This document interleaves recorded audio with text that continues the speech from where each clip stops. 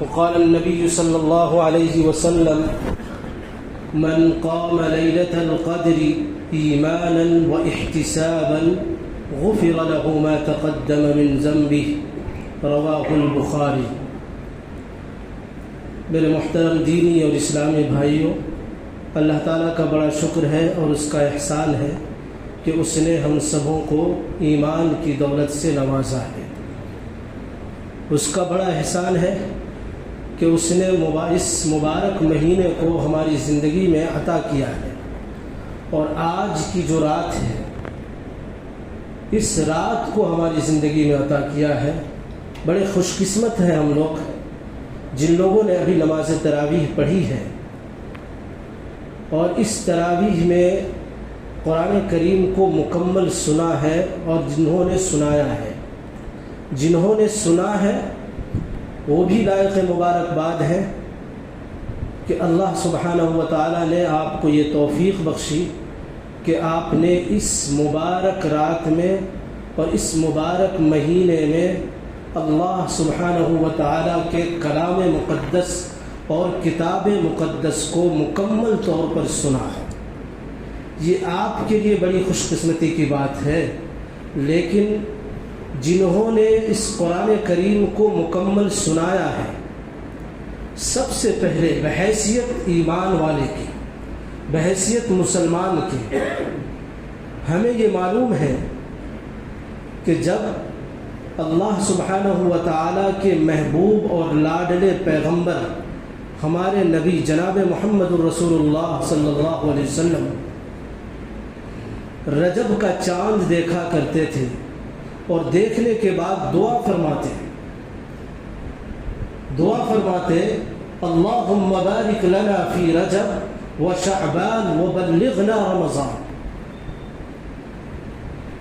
اس سے اندازہ یہ ہوتا ہے کہ اللہ کے رسول صلی اللہ علیہ وسلم کے نزدیک آپ کے دل میں اس مبارک مہینے کی کتنی محبت تھی اور کتنی قدر تھی۔ اس کی اہمیت کا اندازہ لگائیے کہ جب آپ رجب کا چاند دیکھتے اور پھر دعا فرماتے، اور صرف یہ نہیں کہ دعا فرماتے بلکہ آپ کوشش فرماتے، رجب سے کوشش، قرآن کریم کا دور شروع کر دیتے تھے۔ پھر جب شعبان کا مہینہ شروع ہوتا تو شعبان کے مہینے میں کثرت سے روزہ رکھتے تھے اور اخیر دنوں میں چھوڑ دیا کرتے تھے۔ دونوں میں حکمت ہے، آپ کثرت سے روزہ رکھتے اور اخیر کے ایام میں ترک فرماتے تاکہ رمضان میں کسی طرح کی دقت نہ پیش آئے، اور آخری شعبان کی آخری تاریخ کو اللہ کے رسول صلی اللہ علیہ وسلم نے بہت ہی جامع ایک خطبہ ارشاد فرمایا، اور اس خطبے میں اللہ کے رسول نے اس ماہ مبارک کا تعارف کرایا، اور تعارف کراتے ہوئے فرمایا شہر مبارک و شہر عظیم، مبارک مہینہ ہے، بہت عظمت والا مہینہ ہے، یہ وہ مہینہ ہے جو صبر کا مہینہ ہے، خیر کا مہینہ ہے، صداقت کا مہینہ ہے، سچائی کا مہینہ ہے، اور یہ وہ مہینہ ہے جو سخاوت کا مہینہ ہے، یہ وہ مہینہ ہے جو غمخواری کا مہینہ ہے۔ اللہ کے رسول نے جامع طریقے سے اس مہینے کا تعارف کرایا، اس کی اہمیت کو بتلایا کہ اس کی تیاری کریں، اور پھر جب یہ مہینہ شروع ہو گیا تو اللہ نے خود ارشاد فرمایا کہ یہ جو مہینہ ہے یہ میرا مہینہ ہے، یہ میرا مہینہ ہے۔ عجیب بات ہے، آپ کو اندازہ ہوگا، میں بہت ہی آسانی کے ساتھ آپ کی خدمت میں عرض کروں کہ جب اللہ تبارک و تعالیٰ کا ایک دستور ہے، ایک طریقہ ہے، ایک اپنا انداز ہے کہ جب کسی بھی چیز کی اہمیت کو اور اس کے تقدس کو، اس کی عظمت کو اللہ بیان کرنا چاہتا ہے، بتلانا چاہتا ہے، تو اس مہینے اس چیز کی اس نسبت اپنی طرف کر لیا کرتا ہے۔ مثال کے طور پر مسجدیں سب اللہ کی ہے، ساری مسجدیں اللہ کی ہم جانتے ہیں، لیکن اللہ سبحانہ و تعالیٰ نے بیت اللہ کو اپنا گھر کہا تو اس کی عظمت بڑھ گئی۔ اسی طرح اللہ سبحانہ و تعالیٰ نے اس ماہ مبارک کو اپنا مہینہ کہا، اور پھر اللہ سبحانہ و تعالیٰ نے آگے یہ فرمایا کہ جو اس ماہ مبارک میں روزہ رکھے گا اس کا بدلہ میں خود ہوں یا میں خود دوں گا۔ اب اندازہ لگائیے کہ اللہ کے نزدیک اس مہینے کا کیا مقام ہوگا، اس کا کیا مرتبہ ہوگا، اس کی کیا اہمیت ہوگی۔ پھر اللہ کے رسول صلی اللہ علیہ وسلم نے ارشاد فرمایا کہ اس کا جو پہلا عشرہ ہے وہ رحمت کا ہے، دوسرا عشرہ مغفرت کا ہے، تیسرا عشرہ جہنم کی آگ سے چھٹکارے کا ہے۔ اب جب رمضان کا مہینہ شروع ہوتا ہے تو ہم دیکھتے ہیں کہ پوری کی پوری مسجدیں پانچوں نماز میں بھر جاتی ہیں، پوری کی پوری مسجد۔ بعض دفعہ تو باہر چٹائیاں بچھانی پڑتی ہیں، لڑائی ہو جاتی ہے کہ اوپر جگہ نہیں ہے کہاں کھڑے ہو جائیں۔ لیکن جیسے جیسے رحمت کا جو عشرہ گزرتا ہے اسی طرح لوگ اپنے گھروں کو چلے جاتے ہیں، کم ہوتے جاتے ہیں۔ پھر اندازہ لگائیے کہ مغفرت کا عشرہ ہوتا ہے، اس میں کمی آ جاتی ہے۔ اور یہ جو عشرہ ہے، جس عشرے کے بارے میں اللہ کے رسول صلی اللہ علیہ وسلم کی یہ حدیث ہے اور صحیح مسلم کی حدیث ہے کہ اللہ کے رسول صلی اللہ علیہ وسلم اس مہینے میں جتنی محنت کرتے تھے، جتنی عبادت کرتے تھے، اتنی عبادت دوسرے ایام میں نہیں کرتے تھے۔ اما عائشہ صدیقہ کی حدیث فرماتی ہے کہ اللہ کے رسول اس عشرے میں جتنی محنت کرتے تھے، جتنی عبادت کرتے تھے، دوسرے ایام میں نہیں کرتے تھے۔ پھر اللہ کے رسول صلی اللہ علیہ وسلم کا دوسرا ارشاد ہے، اما عائشہ سے روایت ہے، اما عائشہ فرماتی ہے کہ اللہ کے رسول صلی اللہ علیہ وسلم جب یہ عشرہ شروع ہوتا تو نہ صرف آپ خود عبادت کرتے بلکہ اپنے گھر والوں کو بھی عبادت کرواتے، اپنے گھر والوں کو بھی تیار کرتے، اپنے گھر والوں کو بھی جگاتے۔ ایک تو اس عشرے کی اپنی اہمیت ہے، اور دوسرے اس عشرے کے اندر جو طاق راتیں ہیں ان کی اپنی اہمیت ہے۔ قرآن کریم کی جو آیت میں نے پڑھی، اِنَّا أَنزَلْنَاهُ فِي لَيْلَةِ الْقَدْرِ، اللہ سبحانہ و تعالیٰ فرما رہے ہیں کہ ہم نے قرآن کریم کو لیلۃ القدر میں نازل کیا۔ یہ ارشاد فرما دیا، اگر اللہ چاہتے یہیں پر رک جاتے، آگے کچھ ارشاد نہ فرماتے۔ لیکن قربان جائیے اللہ کی محبت پر کہ اللہ اپنے بندوں سے اور خاص طور سے اپنے محبوب اور لاڈلے پیغمبر کی امت سے کتنی محبت فرماتے ہیں۔ اس آیت کے اترنے کا جو بیک گراؤنڈ ہے، جو پس منظر ہے، جو شان نزول ہے، وہ یہ ہے کہ پچھلی جو بنی اسرائیل کی کے لوگ ہوتے تھے وہ بڑی عبادت کرتے تھے، ان کی جو عمریں ہوتی تھی 9 سال، ہزار سال کی عمریں، اتنی عبادت کرتے تھے۔ بعض لوگ عبادت ہی میں پوری زندگی گزار دیتے تھے۔ تو جب اللہ کے رسول نے ایک مرتبہ صحابہ کرام کے سامنے یہ بات ارشاد فرمائی، صحابہ نے عرض کیا کہ یا رسول اللہ، تو ان کی تو اتنی عمر ہوتی تھی، اتنی عبادتیں ہوتی تھی، ان کا درجہ تو بہت بڑھ جاتا ہے، اور ہماری عمر بمشکل 70 سے 80 برس ہے، کہاں ان کی عبادت، کہاں ہماری عبادت، کوئی مقابلہ نہیں۔ اس سے ایسا لگا جیسے صحابہ کرام مایوس ہو رہے ہیں۔ اللہ کو یہ بات پسند نہیں آئی۔ اللہ نے قرآن کریم کی یہ آیت نازل فرمائی، اِنَّا أَنزَلْنَاهُ فِي لَيْلَةِ الْقَدْرِ، ہم نے قرآن کریم کو لیلۃ القدر میں نازل کیا، اور آگے فرمایا خود اللہ پوچھتا ہے وَمَا أَدْرَاكَ مَا لَيْلَةُ الْقَدْرِ، لیلۃ القدر کیا ہے؟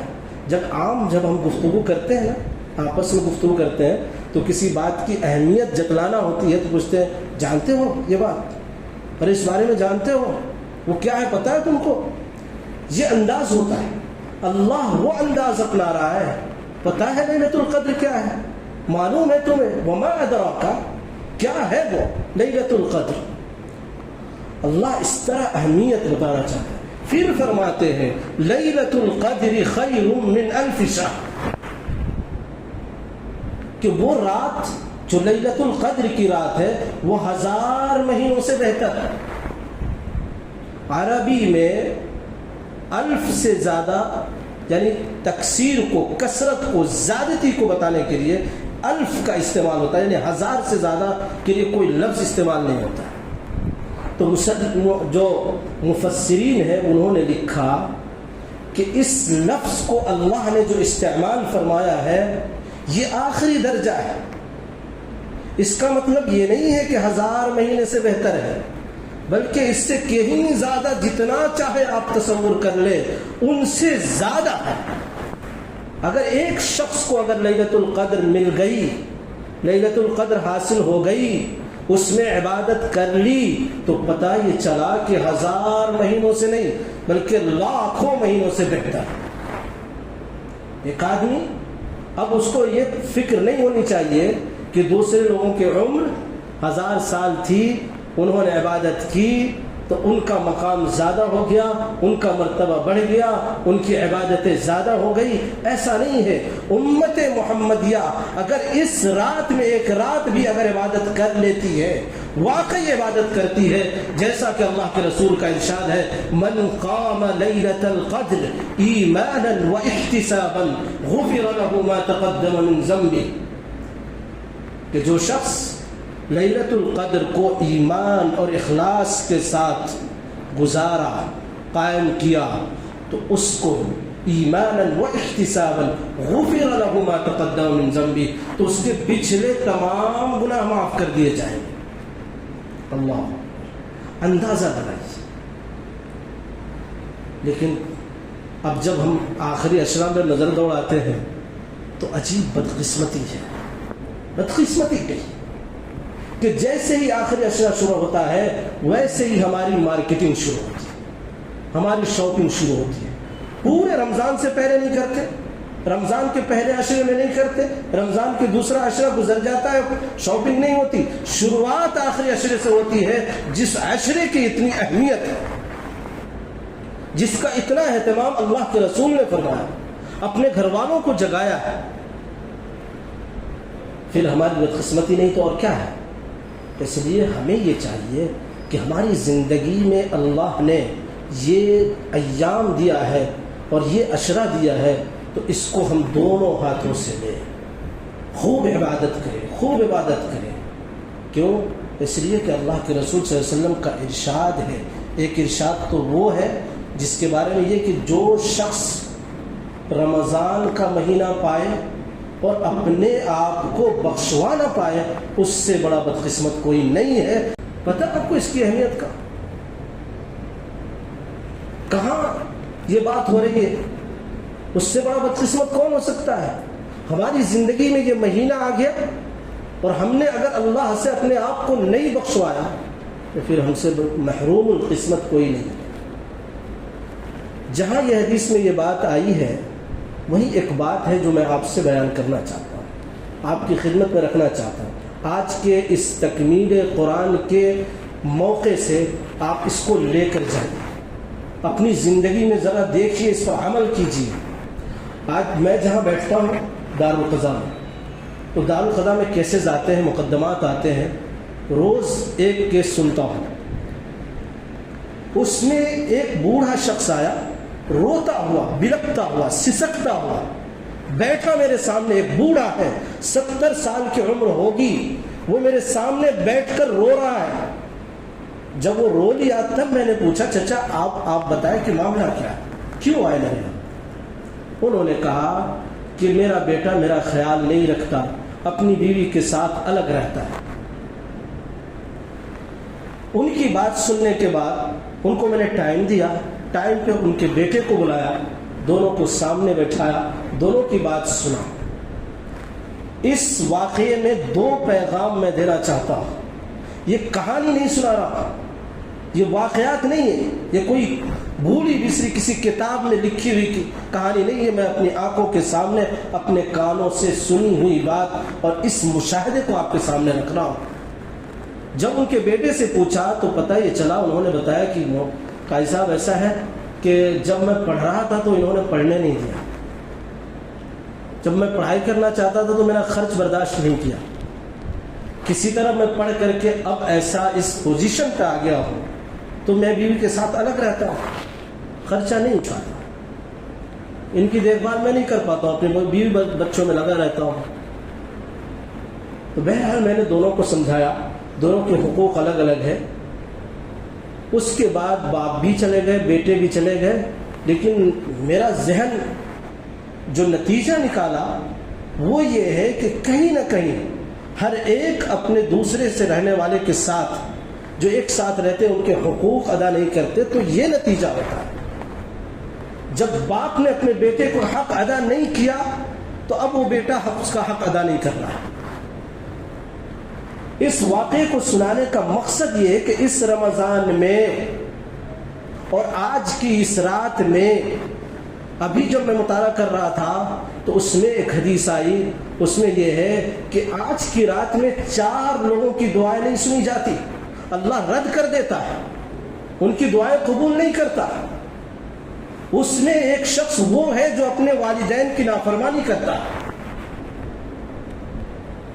تو جہاں اب والدین کو یہ چاہیے کہ اپنے بچوں کے حقوق ادا کریں، یہ موقع نہیں ہے کہ میں بتاؤں کہ آج کتنے والدین ہیں اور کتنی غفلت برتتے ہیں، اور اس غفلت کے نتیجے میں ان کی اولادیں کہاں سے کہاں جا رہی ہے، کس حیثیت میں اور کتنے نیچے گر گئی ہے وہ اولادیں، اور اخلاق اتنا بگڑ گیا ہے اور کہاں کہاں بھٹک رہی ہے اولادیں صرف والدین کی غفلت کی وجہ سے۔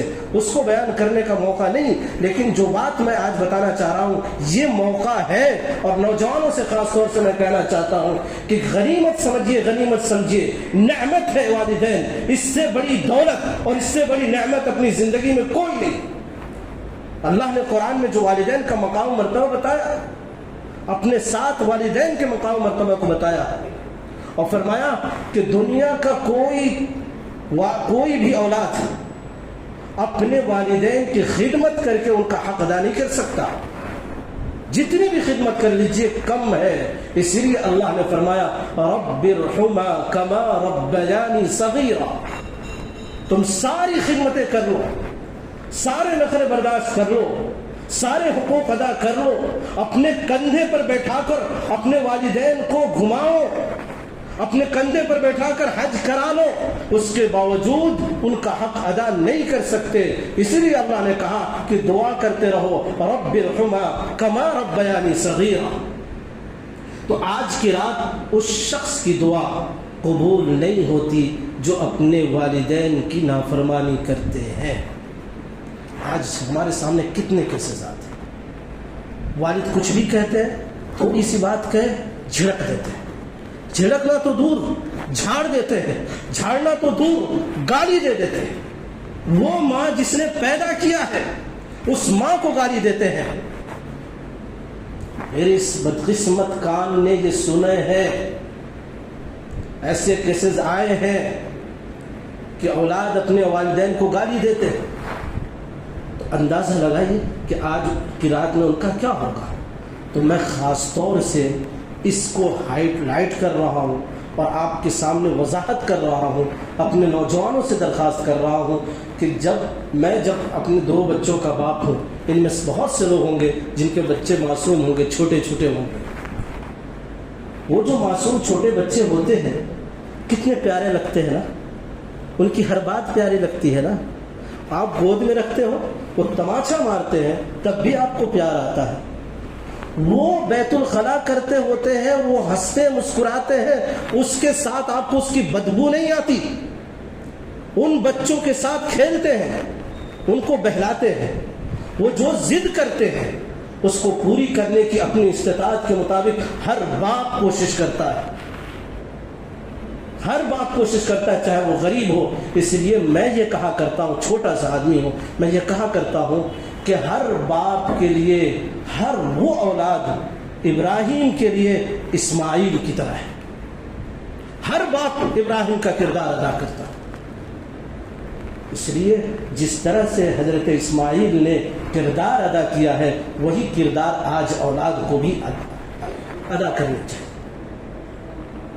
تو میں آپ سے صرف یہ درخواست کروں گا اپنے نوجوانوں سے کہ اگر والدین ہیں تو ان کو نہ جھڑکیے۔ مجھے خوب یاد آ رہا ہے کہ ایک پروگرام میں یوں ہی بیان کر رہا تھا تو ایک نوجوان روتے ہوئے مجھ سے یہ سوال کیا کہ کیا ایسا ہو سکتا ہے کہ والدین ستاتے رہیں، ہمیں گالی دیتے رہیں اور مارتے رہیں تو ہم اس کے جواب میں ہم ان کے خلاف کچھ بولیں؟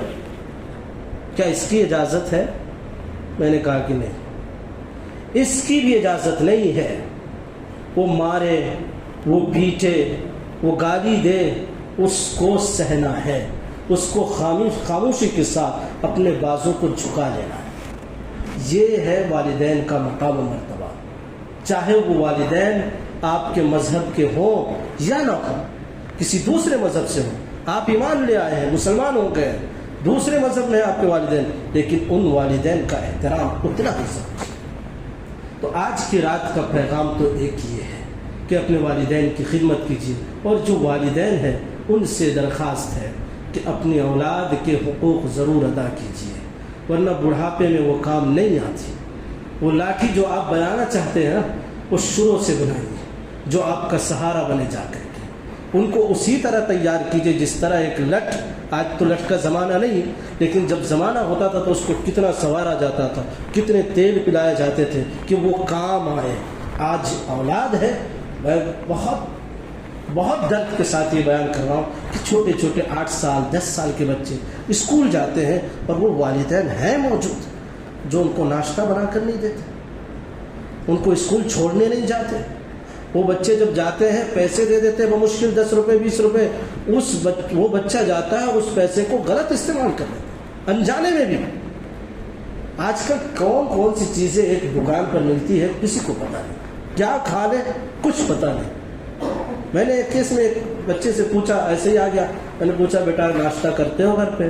تو کہنے لگے کہ نہیں، میری امی ناشتہ بنا کر نہیں دیتی ہے، میں جا کے وہیں کھاتا ہوں۔ اس کی امی میرے سامنے بیٹھی تو ان کو جھاڑا، ڈانٹا ڈپٹا، ان کو سمجھایا۔ تو ایک تو یہ کہ ماں باپ کی جو محبت ہے اس کو نہیں مل رہی ہے۔ جب آج محبت نہیں ملے گی تو جیسے جیسے وہ بڑا ہوگا وہ آپ سے دور ہوتا چلا جائے، پھر وہ نافرمانی کرے گا۔ تو جو والدین ہیں ان کو چاہیے کہ اپنے بچوں کے حقوق کو ادا کرے، اور جو اولاد ہے ان پر تو ضروری ہے کہ وہ ہر ممکن کوشش کرے کہ اپنے والدین ناراض نہ ہوں۔ ایک بات، دوسری بات یہ کہ آج کی جو رات ہے بڑی اہم رات ہے، جس رات میں اللہ سبحانہ و تعالیٰ کے فرشتے آتے ہیں۔ حضرت جبرائیل فرشتوں کی جماعت کے ساتھ آتے ہیں، اور جب آتے ہیں تو روایت ہے، بیہقی کی روایت ہے کہ جب وہ آتے ہیں تو دیکھتے ہیں کہ کون لوگ عبادت میں، ان پر سلامتی بھیجتے ہیں، ان کے لیے دعائیں کرتے ہیں، اور ایک روایت کے مطابق جب فرشتے آتے ہیں تو مصافحہ بھی کرتے ہیں۔ اب یہاں پر سوچئے کہ اگر آج ہم ہیں اور عبادت نہیں کر رہے ہیں، کسی اور کام میں مشغول ہیں، تو ہم سے بڑا بدقسمت کون ہوگا؟ حضرت جبرائیل آ کر چلے جائیں گے اور جو رپورٹ پیش کریں گے اللہ کے سامنے وہ کیا ہوگا؟ دوسری بات یہ ہے کہ اسی رات میں تنزل الملائکۃ والروح فیہا بإذن ربہم من کل امر۔ فرشتے جو نازل ہوتے ہیں ایک روایت کے مطابق اس رات میں وہ تمام چیزوں کا اللہ فیصلہ کر کے فرشتوں کو دے دیتے ہیں نافذ کرنے کے۔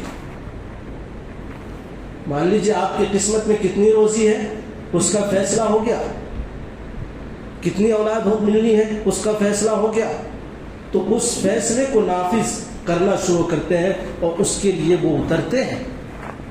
اس لیے آج کی رات اور آنے والی ایک اور رات، جو راتیں باقی ہیں طاق راتیں، اس کے اندر ہمیں چاہیے کہ ہم خوب عبادت کریں، اللہ کے سامنے گڑ گڑائے، اللہ کے سامنے روئے، اللہ سے دعائے مغفرت کرے، کیونکہ اللہ سبحانہ و تعالیٰ آواز لگاتا ہے کہ ہے کوئی جو بخشش چاہنے والا ہو بخش دوں، ہے کوئی روزی چاہنے والا ہو جس کو روزی دوں۔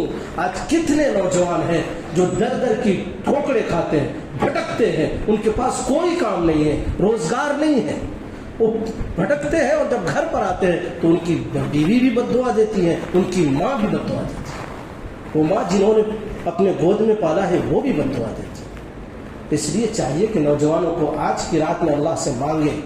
آج روزی اللہ دینے والا وہ اعلان ہوگا، تو اس اعلان کا فائدہ اٹھائیے، یہ آفر ہے، اس آفر کا فائدہ اٹھائیے اور اللہ سے مانگ لیجئے، اللہ ضرور دے گا۔ اس لیے آج کی رات ہے یا اور طاق راتیں ہیں، ان میں جگیے، جو راتیں گزر گئی غفلت میں گزر گئی اس کے لیے توبہ کیجئے، اور جو راتیں اللہ ہمیں عطا کر رہا ہے اس کو غنیمت سمجھ کر اس سے فائدہ اٹھائیں۔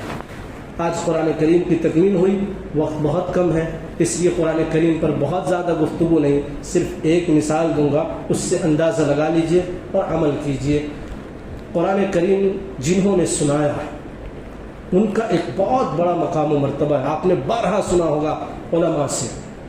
آج ہم میں جتنے لوگ بیٹھے ہیں ان کے بچے اسکول میں، کالج میں یا کسی بھی کمپٹیشن میں جب نمبر لاتے ہیں اور اچھی پوزیشن حاصل کرتے ہیں اور ان کو اسٹیج پر بیٹھا کر نوازا جاتا ہے، ایوارڈ دیا جاتا ہے، تو بعض دفعہ جب آپ دیکھیں گے تو جن کے بچوں کو دیا جاتا ہے چاہے وہ غلط ہو یا صحیح ہو، ڈانس کمپٹیشن میں بھی اگر کسی کا بچہ پوزیشن لاتا ہے اور اس کو جب ایوارڈ دیا جاتا ہے تو ان کے والدین کی آنکھوں سے خوشی کے آنسو جھلک جاتے ہیں، فخر محسوس کرتے ہیں۔ وہ اندازہ لگائیے کل قیامت کا دن ہوگا، اللہ سامنے ہوگا اور اللہ کی طرف سے اعلان ہو رہا ہوگا، اور اس حافظ قرآن کا مقام و مرتبہ چھوڑیے، ان کے والدین کے سروں پر جو تاج رکھا جائے گا اور ان کو جو ایوارڈ دیا جائے گا اس وقت کیا حال ہوگا۔ تو ان کے والدین کا بھی مقام و مرتبہ ہے، اور حافظ قرآن کے مقام و مرتبہ کا تو پوچھیے مت۔ بعض علماء یہ لکھتے ہیں، کہتے ہیں کہ اگر حسد کرنا کسی پر جائز ہو تو حافظ قرآن سے حسد کیجئے، ان کے قرآن کو سن کر۔ عجیب بات۔ تو اللہ نے ان کا مقام و مرتبہ بڑھایا ہے۔ قرآن کیا ہے؟ قرآن تو وہ ہے کہ اللہ نے ان کو پہاڑوں کے سامنے پیش کیا، پہاڑ نے انکار کر دیا اٹھانے سے بوجھ کو۔ إِنَّا عَرَضْنَا الْأَمَانَةَ عَلَى السَّمَاوَاتِ وَالْأَرْضِ وَالْجِبَالِ فَأَبَيْنَ أَنْ يَحْمِلْنَهَا، انکار کر دیا اس کے بوجھ کو برداشت کرنے سے۔ برداشت کس نے کیا؟ حافظ قرآن، جس کے سینے میں اللہ نے قرآن کو مکمل رکھا ہے، پورا کا پورا قرآن جلا دیا جائے پھر بھی حافظ قرآن کے سینے میں وہ قرآن محفوظ ہوگا اور وہ اس کی حفاظت کریں گے۔ اسی لیے اللہ تعالیٰ نے اِنَّا نَحْنُ نَزَّلْنَا الذِّكْرَ وَإِنَّا لَهُ لَحَافِظُونَ، اللہ نے قرآن کریم اور اس شریعت کو جو حفاظت کا وعدہ کیا ہے وہ اسی طرح ان حفاظ قرآن کریم سے حفاظت کا وعدہ کیا ہے، اس طرح حفاظت کرے گا اللہ۔ تو ان کا بڑا مقام و مرتبہ ہے، ان کی اہمیت جانیے۔ ہم دیکھتے ہیں کہ جس لکڑی پر قرآن کریم رکھ کر پڑھتے ہیں اس لکڑی کو بھی ہم بہت ادب سے، بڑے احترام سے رکھتے ہیں۔ کیوں؟ اس لیے کہ اس کا رشتہ قرآن سے جڑ گیا، ورنہ عام لکڑیوں کو تو ہم ٹھوکرے مار کر پھینک دیتے ہیں۔ قرآن کی وجہ سے ہم اس لکڑی کی عزت کر رہے ہیں۔ تو جس کے سینے میں پورا کا پورا قرآن ہو اس کی عزت کرنا ہمارے اوپر فرض نہیں؟ اس کی عزت کیجیے، حفاظ کیجیے، علماء کی قدر کیجیے۔ اللہ تعالی ہم سب کو کہنے سننے سے زیادہ عمل کی توفیق بخشے۔ وآخر دعوانا ان الحمدللہ رب العالمین۔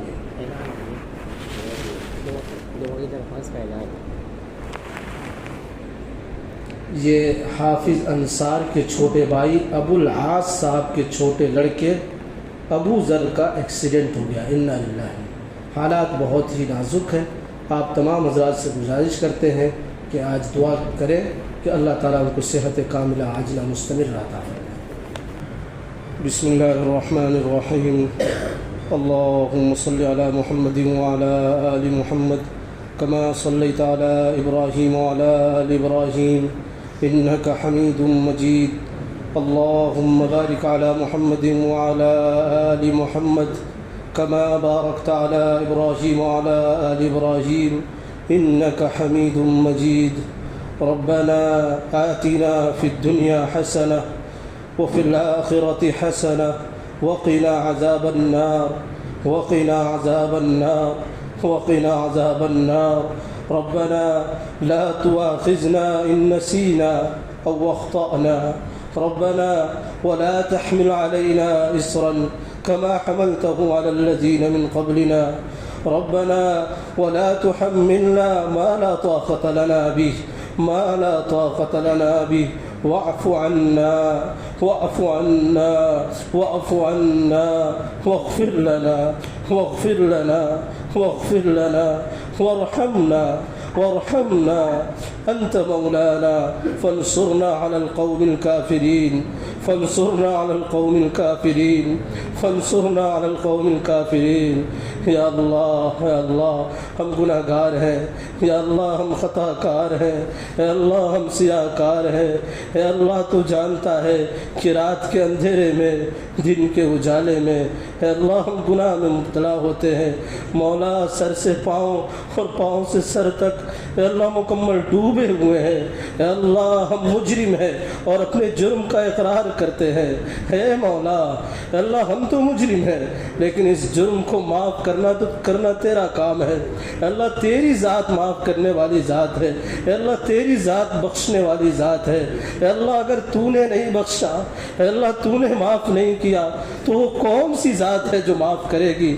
اے اللہ تیرے در سے اگر بھگا دیا گیا، اے اللہ تیرے در سے ٹھکرا دیا گیا، اے اللہ تو نے نظر کرم نہیں فرمایا، مولا کوئی ذات نہیں یا اللہ جو کرم کرے، اے اللہ رحم کرے، اے اللہ صرف تیری ذات ہے، اے اللہ آج شب قدر کی رات ہے، اے اللہ تیرا کلام مقدس، اے اللہ تیری کتاب کو تکمیل کیا گیا، اے اللہ پڑھا گیا، اے اللہ سنا گیا، اے اللہ اس کو قبول فرما، اے اللہ قبول فرما، اے اللہ قبول فرما، اے اللہ تو بہت خوش ہوتا ہے جب تیرا کلام کوئی مکمل کرتا ہے، اے اللہ اس موقع سے اللہ فائدہ اٹھاتے، اے اللہ ہم تیری طرف تیرے سامنے ہاتھ اٹھائے ہوئے ہیں، اے اللہ اس میں بوڑھے بھی ہیں، اے اللہ جن کے داڑھی کے بال پکے ہوئے ہیں، اے اللہ ان بوڑھوں کا واسطہ، اے اللہ ان کو دیکھ کر تو تجھے رحم آتا ہے، اے اللہ ان میں معصوم اور نوجوان بچے بھی ہیں، اے اللہ وہ چھوٹے چھوٹے بچے ہاتھ اٹھائے ہوئے ہیں، اے اللہ ان کی توتلی زبان کو قبول کر، اے اللہ ان کا واسطہ، اے اللہ ہماری دعا کو قبول فرما، اے اللہ ہم پر رحم فرما، اے اللہ ہمارے گناہوں کو بخش دے، اے اللہ ہمارے سیئات کو حسنات سے بدل دے، اے اللہ جن لوگوں نے انتظام کیا، اے اللہ جنہوں نے پڑھایا، اے اللہ جنہوں نے سنا ان سب کو قبول فرما، اے اللہ تو جانتا ہے کہ آج کفر ہم پر ہنس رہا ہے، اے اللہ ہنس رہا ہے، اے اللہ تانا دے رہا ہے، اے اللہ اس لیے کہ تیرا نام لیتے ہیں، اے اللہ اس لیے کہ تیرے محبوب کی نبی، اے اللہ تیرے محبوب نبی کی امت ہے، اے اللہ ہم ان کو مانتے ہیں، اے اللہ ان کے بتائے ہوئے طریقے پر عمل کرتے ہیں، اے اللہ وہ ہنستے بھی ہیں، ستاتے بھی ہیں، مارتے بھی ہیں، اے اللہ ہر دن کوئی نہ کوئی واقعہ پیش آتا ہے، یا اللہ تیرے نبی کی امت کو یا اللہ مارا جا رہا ہے، پیٹا جا رہا ہے، برباد کیا جا رہا ہے، اے اللہ کتنی مائیں ہیں جن کی عزتیں لوٹی جا رہی ہیں، اے مولا اے اللہ یہ تو جان رہا ہے، تیری نظر کے سامنے ہے، اے اللہ تو دیکھتا ہے، تو شہرک سے زیادہ قریب ہے، تجھ سے کیا چھپا ہوا ہے، لیکن ہاں یہ بات ہے کہ ہم مجرم ہیں، اے اللہ ہم گناہ گار ہیں، اے اللہ ہمارا گناہ اتنا ہے کہ تو بخشنا نہیں چاہتا، یا اللہ تو ناراض ہے، یا اللہ لیکن تو اگر ناراض ہو گیا تو کون ہے جو بخشے گا؟ مولا یہ رمضان کا مہینہ ہے، یہ مقدس رات ہے، اے اللہ تو دیکھ رہا ہے، یا اللہ اے اللہ اے اللہ اے اللہ اے اللہ ہم معافی چاہتے ہیں، معاف کر دے اے اللہ، معاف کر دے اے اللہ، ہم پر رحم کر اے اللہ، ہم پر کرم فرما اے اللہ، اپنے نبی کی امت کی حفاظت فرما یا اللہ، ہمارے ایمان کی حفاظت فرما، کتنی بیٹیاں کتنی بہنیں اللہ مرتد ہو رہی ہیں، اللہ ان کے ایمان کی حفاظت فرما اے اللہ کتنے لوگ یا اللہ نوجوان بے روزگار یا اللہ در در کی ٹھوکریں کھا رہے ہیں، اے اللہ ان کو روزگار عطا فرما، یا اللہ ان کو حلال روزگار عطا فرما، اے اللہ ابھی جن کا اعلان ہوا ایکسیڈنٹ ہو گیا ہے، اے اللہ ان کو جلد شفا عطا فرما، اے اللہ اور جتنے بیمار ہیں یا اللہ مہلک بیماریوں میں مبتلا ہیں، ان کے پاس علاج کے لیے پیسے نہیں ہیں، اے اللہ ان کے علاج کے لیے اسباب مہیا فرما اور ان کو شفائے کلیہ عاجلہ مستمر عطا فرما۔ اے اللہ کتنے بے قصور جیلوں میں بند ہیں یا اللہ، اس رمضان المبارک میں اے اللہ وہ اپنے گھر پہ نہیں ہے، عید آنے والی ہے یا اللہ ان کی مائیں تڑپ جاتی ہیں، اے اللہ ان کا قصور یہی ہے کہ وہ آپ کے نام لیوا ہے، آپ کے نبی کی امت ہے، آپ کی نبی پر ایمان رکھتے ہیں، اللہ ان کا کوئی قصور نہیں ہوتا، بے قصور جیلوں میں ٹھوس دیے جاتے ہیں، بند کر دیے جاتے ہیں، ان کو کوئی چھڑانے والا نہیں۔ اے اللہ اگر تو فیصلہ کر لے اے اللہ تو کوئی اور کیا فیصلہ کرے گا، اور کوئی کیسے ٹال سکتا ہے؟ اے اللہ تو ان کی رہائی کے فیصلے فرما دے، اے اللہ ان کے رہائی کے اسباب مہیا فرما دے، اے اللہ ان کے رہائی کا ذریعہ تیار کر دے۔ اے اللہ خاص طور سے علماء اے اللہ بند ہیں، خاص طور سے علماء اے اللہ بند ہیں، وہ تو تیری عبادت بھی کرتے ہیں، تیرا نام بھی لیتے ہیں، تیرے نبی کا علم بھی پڑھاتے ہیں، اللہ ان کو بند کر دیا گیا ہے۔ اے اللہ ان کے رہائی کے فیصلے فرما، ان کے رہائی کے فیصلے فرما۔ اے اللہ مولانا کریم صدیقی کی ضمانت اے اللہ ہوئی ہے، ان کے مکمل رہائی کے فیصلے فرما، اے اللہ ان کی رہائی کے فیصلے فرما۔ اے اللہ جو بھی کچھ مانگا گیا اے اللہ ہم تو مانگ نہیں سکتے، اے اللہ ہمیں مانگنا بھی نہیں آتا، لیکن تو دینا جانتا ہے۔ اے اللہ جو کچھ مانگنے سے رہ گیا ہے وہ بھی عطا کر، اے اللہ جو مانگا اسے بھی عطا کر۔ اے مولا تیرے نبی اور لاڈلے محبوب پیغمبر نے جو کچھ خیر کی لائن سے دعائیں کی ہیں اللہ ان میں ہمارا حصہ عطا فرما، اور جن شرور و فتن سے یا اللہ پناہ چاہیے ہم بھی پناہ چاہتے ہیں، ہماری حفاظت فرما۔ اللہ اس ٹوٹی پھوٹی دعا کو محض اپنے فضل و کرم اور اپنے لاڈلے محبوب جناب محمد الرسول اللہ صلی اللہ علیہ وسلم کے صدقہ طفیل قبول فرما۔ سبحان ربک رب العزت عما یصفون وسلام علی المرسلین والحمد للہ رب العالمین اجمعین برحمتک یا ارحم الراحمین۔ سید ولد آدم خیر الانام